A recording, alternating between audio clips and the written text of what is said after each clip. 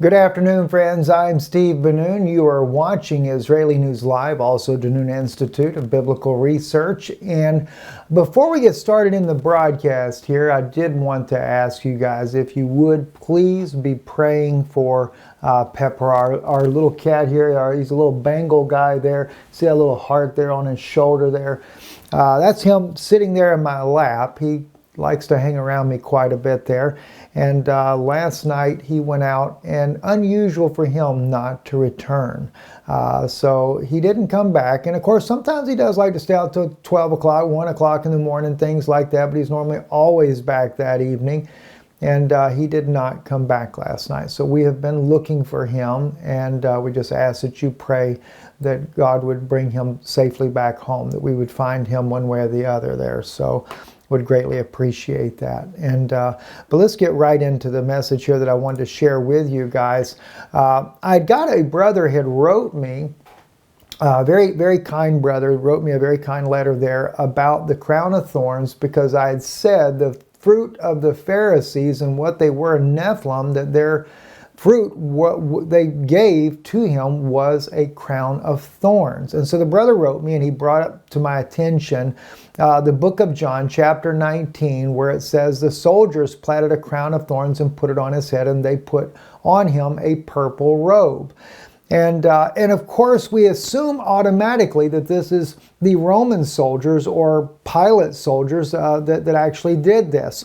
And granted, it could be that that's the case, but I wanted to share some things with you that might make you think a little bit different when it comes to that particular verse right there. And we're going to break it down a little bit, but then I want to go deeper into the thorns issue to begin with, and how this represents this Nephilim bloodline that is plaguing the world even unto this day. Just some interesting things that I have read on this, and I want to share some of that with you as well. But I want to kind of go into this, and again, keeping in mind, even if it is the Roman soldiers that actually made the crown of thorns, I still look at that as the fruit of the Pharisees, because they're the ones that have handed Christ over to be crucified in the first place. All right, so let's take a look at all this, and I think it'll be a blessing to you. And at the same time, like I say, I'm not trying to justify the point, but I think there's some very interesting things that we're overlooking. So let's first look at John and read what he says here. And the soldiers platted a crown of thorns, put it on his head, and they put on him a purple robe. It said, Hail, King of the Jews, and they smote him with their hands. Pilate therefore went forth again and saith unto them, Behold, I bring him forth to you, that you may know that I find no fault in him. Then came Jesus forth, wearing the crown of thorns and the purple robe, and Pilate saith unto them, Behold the man. When the chief priests therefore and the officers saw him, they cried out, saying, Crucify him, crucify him. Pilate saith unto them, Take ye him and crucify him, for I find no fault in him. And the Jews answered him, We have no law; by our law he ought to die, because he made himself the Son of God. When Pilate therefore heard that saying, he was the more afraid, and went again into the judgment hall, and saith to Jesus, Whence art thou? But Jesus gave him no answer. Then Pilate said unto him, Speakest thou not unto me? Knowest thou not that I have power to crucify thee, or power to release thee?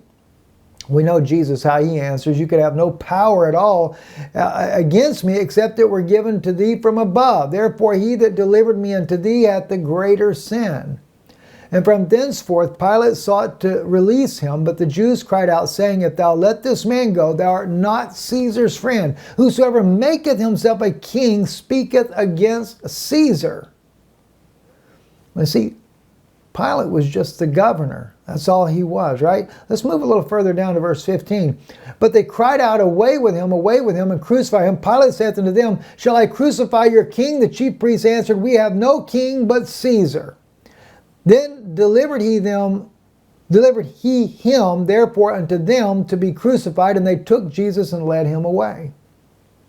All right, so that's just one thought. Now I want to just, everything there clearly appears to be that we're dealing with Roman soldiers, no doubt about it. All right, Matthew 27. When the morning was come, all the chief priests and the elders of the people took counsel against Jesus to put him to death. All right? Now, if you remember, the very ones that captured Jesus, it was actually the temple guards that actually captured him and brought him to the judgment seat of the Sanhedrin, and they judged him and condemned him to death, but they needed the Roman government to carry out the edict. All right? Just keep that in mind. And when they had bound him, they led him away and delivered him to Pontius Pilate, the governor. So who actually arrested him? The chief priests and elders, right? They're the ones that had him arrested, but it was temple guards. Then Judas, which had betrayed him, when he saw that he was condemned, repented himself and brought again the 30 pieces of silver to the chief priests and elders. Now, if we move down further, and we're in Matthew 27, chapter 27. We get down here, we'll start here, verse 27. Then the soldiers of the governor took Jesus into the common hall and gathered unto him the whole band. Now, the word of soldiers is italicized. So, we're assuming that it was all soldiers. And they stripped him and put on him a scarlet robe, and when they had platted a crown of thorns, they put it on his head. Now, they stripped him. It seems to apply, see, the soldiers of the governor took Jesus into the common hall and gathered unto him the whole band. Now, was it a band of soldiers? It could have been, but maybe that band were the temple guards. Because it's the band that they stripped him and put him in a scarlet robe, and when they had platted a crown of thorns, they put it upon his head. That they is that band. Now, in the research that I do, like I said, to me it wouldn't make any difference whether it be the Roman soldiers or whether it be the Pharisaic guards or the temple guards that were doing it, because it's still the fruit of Nephilim. Because you got to remember, not every Pharisee was a Nephilim to begin with. That really has nothing to do with the fact. The fact is the Nephilim were the ones that had control over the entire Middle East at that time. Okay? They mingled themselves with the people. They brought forth this hybrid race. And if you think about it, who were the priests to begin with?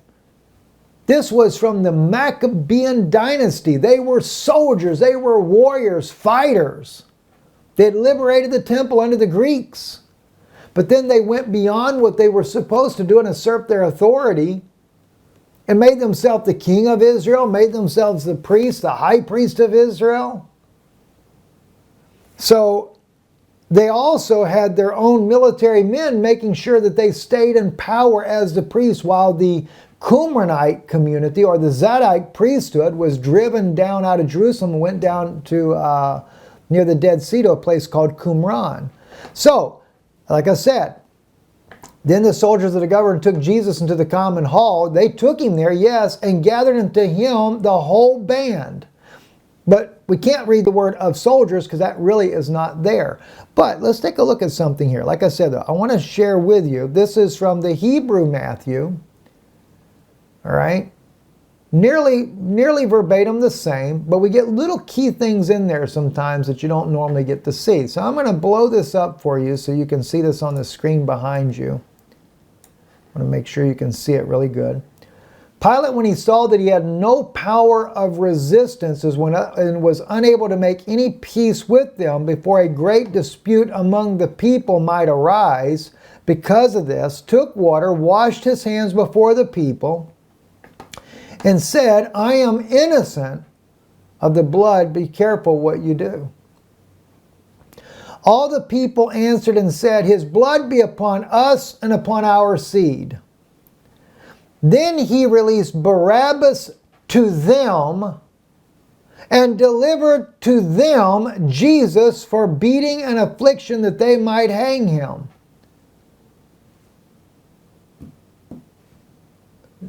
Little interesting, isn't it? Now, I say this because in reality, it's no different than what we have in the book of Matthew as well. All right? Then the soldiers of the governor took Jesus into the common hall and gathered unto him the whole band. Who was that whole band? And that band is the one that stripped him, put him a scarlet robe, and when they had platted a crown of thorns, they put it upon his head, etc., etc. But when we read John, we see that it was, and the soldiers platted a crown of thorns and put it on his head. But the thing is we don't know which soldiers did it. Was it Pilate's soldiers? Then Pilate therefore took Jesus and scourged him. And the soldiers planted a crown of thorns. Maybe. Like I said, I don't want to say that it's not. I can't say for sure. But then let me share with you something else that I found that's interesting, right? Remember this passage here in Matthew 8, verse 5 to 9. And when Jesus was entered into Capernaum, there came unto him a centurion, which is a soldier, over 100. He's over 100, beseeching him, and saying, Lord, my servant lieth at home, sick of the palsy, grievously tormented. And Jesus saith unto him, I will come and heal him. The centurion answered and said, Lord, I am not worthy that thou shouldest come under my roof, but speak the word only, and my servant shall be healed. For I am a man under authority, having soldiers under me, and I say to this man, go, and he goeth, and to another, come, and he cometh, and my servant do this, and he doeth it. All right? Now, granted, he could be a Roman guy as well, but we don't know if he's Roman, or if he is a Samaritan soldier, or what type of soldier is he. But we do know this. I kind of lean to more of the side that he's a Samaritan. And the reason why I say this is because the only other time we see a Gentile where Jesus is going to heal a Gentile is where the woman that comes to him, that beseeches him to heal her daughter, and he says, it's not meet for me to give the children's bread to you dogs. Now that was to a Gentile. But this guy here, he immediately accepts him. Now he does say that he's never seen such faith not in Israel. So that kind of makes me wonder if he's half Jewish. But even if he's not, makes no difference as far as this. Because what I want to share with you is also, again, looking at the Hebrew Matthew, that same story. Right? We find in Matthew 8, we'll start with verse 8. The captain of hundreds answered and said to him, Lord, I am not worthy that you should come under my roof. Only make the decision that he might be healed. I am a sinful man, and I have authority under the Pharisees, and I have horses and riders, and I say to one of them, go, and he goes and comes, and to my servants do this, and they do it. Isn't it interesting, though? Where does he get his authority? Under the Pharisees. Who were the Pharisees? Okay? Who were they? They were the priests during the Maccabean times. Now granted, they weren't necessarily Maccabeans. They weren't from Judas Maccabee's children per se. But they were still priests during that time under their tutorage or under their authority at the time. And this soldier was underneath the Pharisees.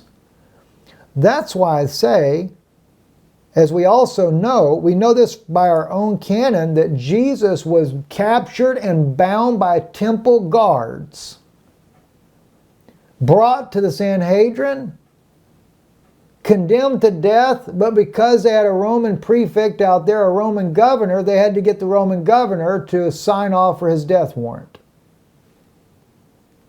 And so then we read, as I said, and when Jesus was entered into Capernaum, there came, okay, I'm sorry, not that one there, but going back here. Then the soldiers of the governor took Jesus into the common hall and gathered unto him the whole band. And they stripped him and put on him scarlet robe. And when they had platted a crown of thorns, they put it upon his head. There's another place as well we could take as well, and it actually speaks about it again using a different word, and I think it's in the Gospel of Mark, that seems to imply it's a different group of soldiers. And again, I think it's probably the temple soldiers, those that were underneath the Pharisees. So I find this very interesting, and nonetheless, still, it doesn't take away from the fact whether it were Romans or whether they were Jewish soldiers underneath the Pharisees, or half and half, whatever they may have been, but still under the leadership of the Pharisees, or like I said, or Roman soldiers. Still, the fruit of the Nephilim race was plating the crown of thorns upon him. That's all they had available to do so. Now, but let's move into another aspect of this, because I've been looking at this. I always like to look deeper and deeper on these things here, to look at these thorns and things like that, especially when it types that of this Nephilim bloodline.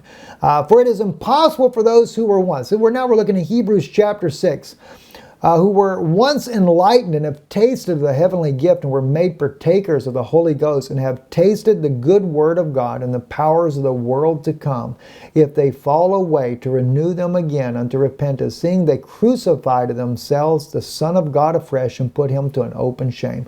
That's what's happening today, friends. They are crucifying Christ afresh. For the earth which drinketh in the rain that cometh oft upon it, bringeth forth herbs meet for them by whom it is dressed, receiveth blessing from God.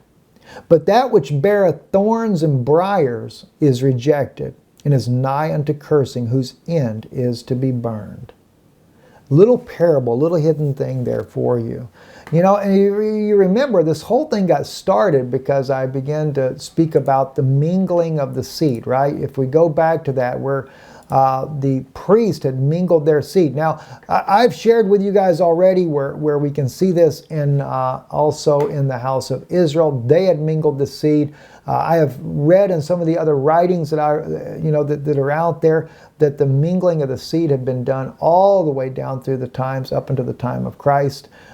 There's just a lot of documentation for that.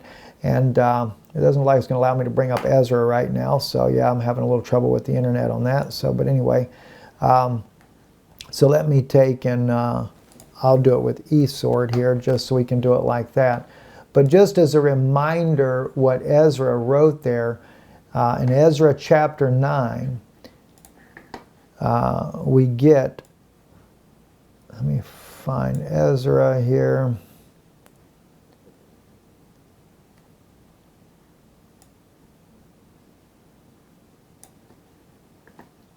Here we go. Ezra 9. Let's put it here so it's normal for you. All right. The Levites have not separated themselves from the people of the lands, doing according to their abominations. Even of the Canaanites, the Hittites, the Perizzites, the Jebusites, the Ammonites, Moabites, Egyptians, and the Amorites. For they have taken of their daughters for themselves, and for their sons, and the holy seed have mingled themselves with the people of those lands. Now they put those in there. That's actually not part of the Hebrew there, but people of lands, plural. See, we see that lands plural. Why? Because it wasn't the Babylonians. It was the Canaanites, Hittites, and Perizzites. And yea, the hand of the princes and the rulers have been chief in this trespass. Well, yeah, they did separate from them, but you remember Cyrus sent them back to their own native homeland. So the Hittites, Perizzites, Egyptians, and Amorites all went back home. And so did those children that were with them. And by the time that we get to the Maccabean revolt, I believe that that was where that Nephilim bloodline was at. And we know so because Jesus accuses the Pharisees of being from that bloodline when he said, "You are of your father the devil. His works you'll do." He said to them, "Oh, you generation of serpents, you seed of vipers." Right? He clearly identified who they were, right? So that's something that I wanted to just remind you about. Now, in doing that, I mentioned to you the other day when we were talking about this, I would share with you the document from the Dead Sea Scrolls that actually shows where the Qumranite community knew that this that certain scriptures were an allegory of them mingling their seed. And this was actually in the fragment 4Q397. I don't know how well you can see that on the screen there. I've got it blowed up pretty big there, but close to closing. We'll just do a short message here. This here is from 4Q397, paragraph 6 right here, or 72 to 82. Until the sun sets on the 8th day, and concerning the uncleanliness of the corpse of a man, we say that every bone, whether it be stripped of the flesh or complete, is subject to the law concerning a dead, murdered person. Then there's a blank spot. Then they get down to line 4. And concerning the fornications carried out in the midst of the people, they are members of, and then that line's incomplete. We go to line 5, of holiness, as it is written, holy is Israel. And concerning the pure animal, it is written that he shall not let two species mate. And concerning clothing, that no materials are to be mixed, and he will not sow his field or his... All right, we're going to go to the next fragment because it's on the next page, or same fragment, but just on the next page for me. So let me continue on for you. All right. Do not mix his vineyard with two species, because they are holy. But the sons of Aaron are holiest of the holy. And you know that a part of the priests, see, not all the priests, a part of the priests and of the people mingle. And they unite with each other and defile the holy seed and also their own seed with fornication. Okay? Fornications. They had mingled the holy seed with these reptilian races. And that's in 4Q 397, as I said to you. And I told you that they had used those Bible like you can't plant two types of seeds in your field, and you can't mix wool with linen. I never forget a rabbi telling me one time, a long time ago, I was talking to a rabbi, a good friend of mine, and he said, I asked him about that. Why does it say we can't cut the corners of our beard, and why did the scripture say you can't wear clothes that has wool and linen? That's actually the way we see it written. In other words, you can't take cotton grown from a plant, you can't take wool from a sheep, and you can't try and mix those two together and make your clothes and wear it. You weren't allowed to do it. He says, you know, Steve, he says, one of the things that we don't know the answer, he said, those two are the two that we never have known why. Well, they did know why. They just didn't want to tell you why, because they also had at that time access to the Dead Sea Scrolls, and they knew that written in the Dead Sea Scrolls was that this was showing that it was because the priest had mingled their seed, and God had kept a separation for them so that they never would mingle their seed with the Nephilim races, but they did it anyway. So he showed it in types to them, not to crossbreed cattle, not to mingle their seed in the field, and not to even wear clothes that were mingled. All of it, so that they would not mingle their own seed with a reptilian race. I thought that was very interesting. Now, I also brought up a few other verses that I wanted to share with you that I thought was kind of interesting as well. And this here is, I think, in Hosea chapter 9, if I'm not mistaken. Yeah, Hosea chapter 9. What will you do in the day of the appointed season and in the day of the feast of the Lord? For lo, they are gone away from destruction, yet Egypt shall gather them up. Memphis shall bury them, their precious treasures of silver. Needles shall possess them. See, needles. That's thorns and thistles. There it is. Needles are like thistles.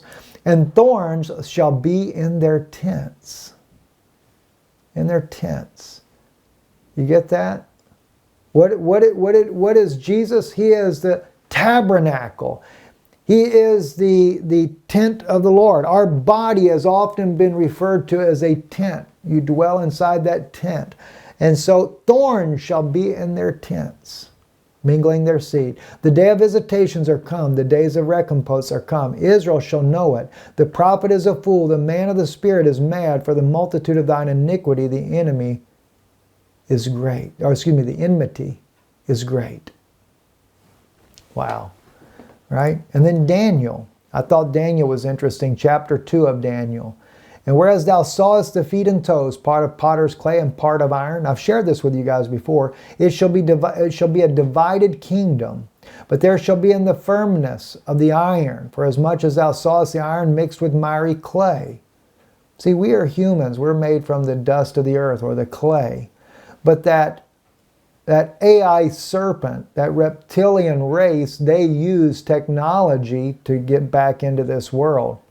And as the toes of the feet were part of iron and part of clay, so part of the kingdom shall be strong and part of broken. And whereas thou sawest the iron mixed with miry clay, they shall mingle themselves by the seed of men.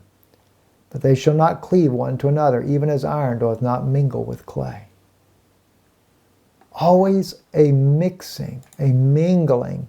And in the book of Leviticus, chapter 19, Thou shalt not take vengeance, nor bear any grudge against the children of thy people, but thou shalt love thy neighbor as thyself. I am the Lord. You shall keep my statutes. Thou shalt not let thy cattle gender with a diverse kind. Thou shalt not sow thy field with two kinds of seed. Neither shalt there come upon thee a garment of two kinds of stuff mingled together. Right?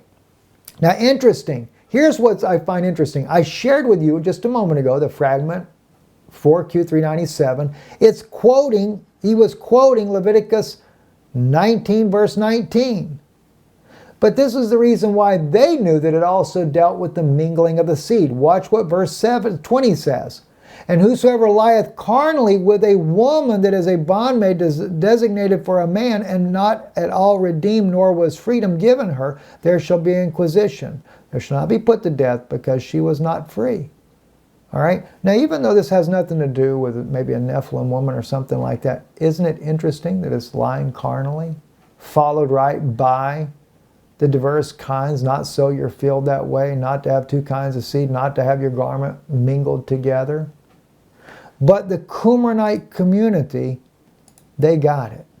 And concerning fornications carried out in the midst of the people, they are members of holiness, as it is written, holy is Israel. And concerning the pure animal, it is written that he shall not let two species mate. Concerning clothing, not materials not to be mixed, and will not sow his field or his vineyard with two species, because they are holy. But the sons of Aaron are the holiest of holy. And you know that part of the priest and the people mingle, and they unite with each other and defile the holy seed. Also their own seed with fornications. Harlotry.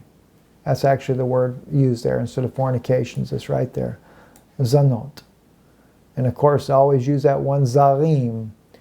Their seed, when it's not considered the Messiah, speaking of the Messiah, is put in the plural, whereas generally, when it talks about the seed, it's always talking about a prophecy of the coming of Christ, and it's in the singular. HaKadosh Zara. Okay, or Zara HaKadosh. All right, but Im Hazanot, their seed was with harlotry, with harlots, Nephilim women. That's what they did it with. I'm Steve Benoon. You're watching Dunan Institute, Israeli News Live. Thank you. Thank you again. Thank you for praying for Pepper. I really appreciate that. And we also thank you for your support of this ministry.